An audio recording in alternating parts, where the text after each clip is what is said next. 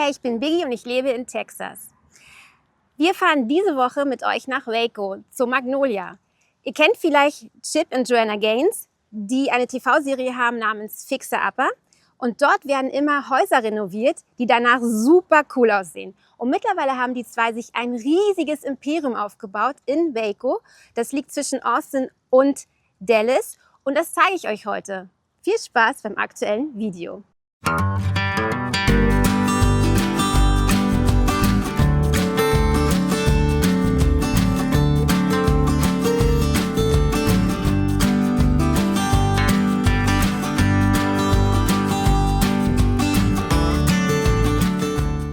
Wie startet man die Magnolia Tour in Waco am besten?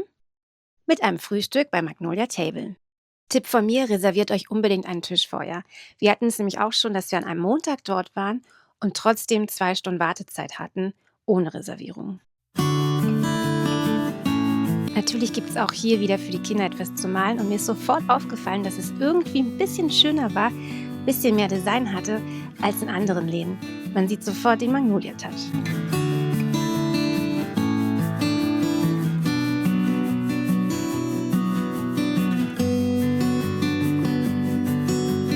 Wir haben uns erstmal ein Körbchen mit Pastries bestellt, da war unter anderem ein Schokoladencroissant drin, Biscuits und anderes Brot und das war schon so lecker, dass wir dann schon total satt waren. Unsere Frühstücksauswahl bestand dann aus einem Avocado-Toast mit pochiertem Ei, einem Chicken-Sandwich mit einem Croissant und Chips. Dann fürs Kind gab es Pancakes, das war so eine Riesenportion, dass das eigentlich schon für Erwachsene war.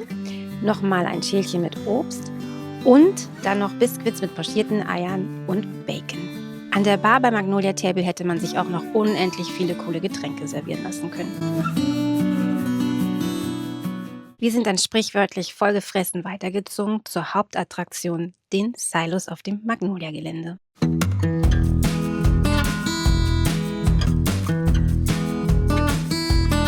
Mit Kaffee bewaffnet aus der hauseigenen Magnolia Press ging es dann in den ersten Shop. Hier konnte man sich die Weihnachtskollektion anschauen, aber auch generell die Kollektion. Denn hier gibt es Tische, Stühle, Sofas, Schränke und vieles mehr.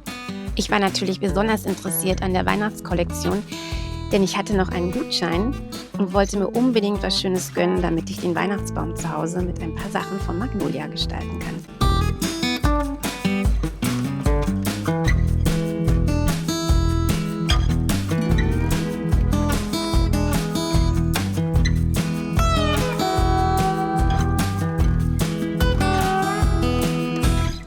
Ich liebe es einfach dort, mich von all diesen kleinen Sachen inspirieren zu lassen. Und besonders jetzt zur Weihnachtszeit war das einfach super süß.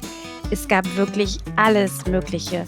Schneekugeln, dann ein Adventskalender mit den Silos und der Kirche vom Gelände.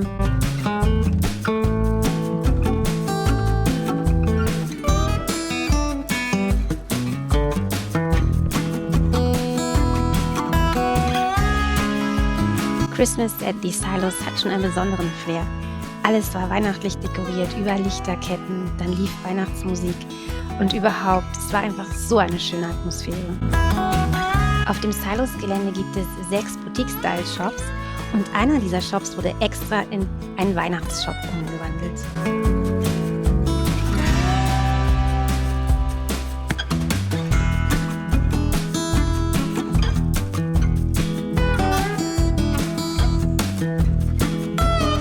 Jedes Mal, wenn ich auf dem Silos-Gelände bin, gehe ich auch einmal in die Kirche, weil ich es dort einfach so unglaublich ruhig finde. Und das tut wirklich gut, nach diesem ganzen Shopping-Trubel, sich da mal ein bisschen für ein paar Minuten reinzusetzen und die Atmosphäre einfach auf sich wirken zu lassen. An diesem Tag ist sogar ein kleiner Wunsch in Erfüllung gegangen. Es fuhr nämlich ein Zug am Magnolia-Gelände vorbei, da ist noch eine Bahnstrecke und das, finde ich, hat so eine coole Atmosphäre mit den Silos im Hintergrund.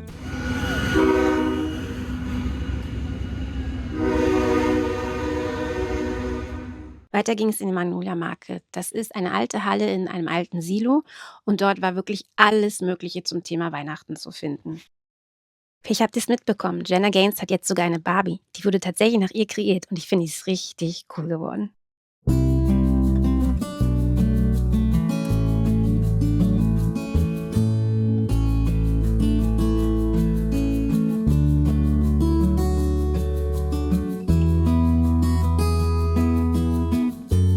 Egal ob Kamindeko, Weihnachtskugeln, Anhänger für den Baum, Girlanden, aber auch Sachen, mit denen man backen kann. Gläser, Schalen, Backformen.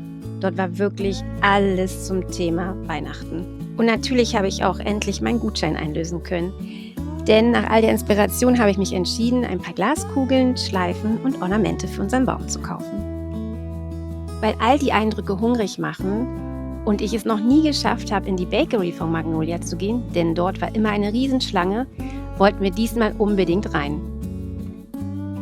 Schon beim Reingehen roch es so unglaublich gut nach Keksen und frisch gebackenem Kuchen. Und natürlich konnten wir nicht widerstehen und haben auch was mitgenommen.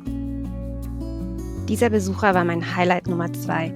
Der hatte einfach seinen Vogel dabei und er saß ganz gemütlich auf seiner Schulter.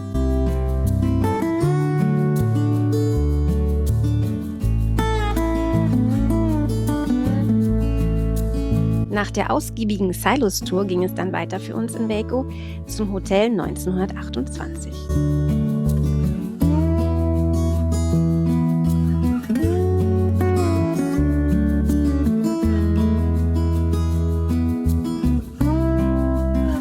Das Hotel wurde von Chip und Joanna Gaines komplett neu renoviert und eingerichtet und es ist unglaublich schön geworden und besonders jetzt zur Weihnachtszeit hat das nochmal einen sehr, sehr speziellen Charme. Auch hier gibt es wieder so viele kleine Details zu entdecken und was ich ganz besonders schön finde, dass im Hotel auch die Geschichte von Waco erzählt wird. Da sind extra alte Bilder aufgehangen. Man kann es sich hier im hauseigenen Café gemütlich machen oder man geht in den Souvenirshop und schaut sich an, wofür man sein Geld ausgeben möchte. Wir durften uns als Nicht-Hotelgäste natürlich den öffentlichen Bereich des Hotels anschauen. Aber seht selbst, wie viele liebevolle Details hier sind. Die hauseigene Bibliothek ist tatsächlich nur für Hotelgäste.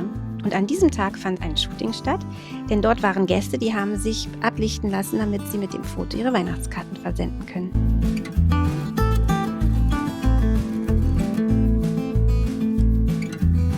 Die Lobby erinnert wirklich an einen Raum, den ich mir zu Hause als eigene Bibliothek vorstellen könnte, mit Kamin und aktuell mit Weihnachtsbaum.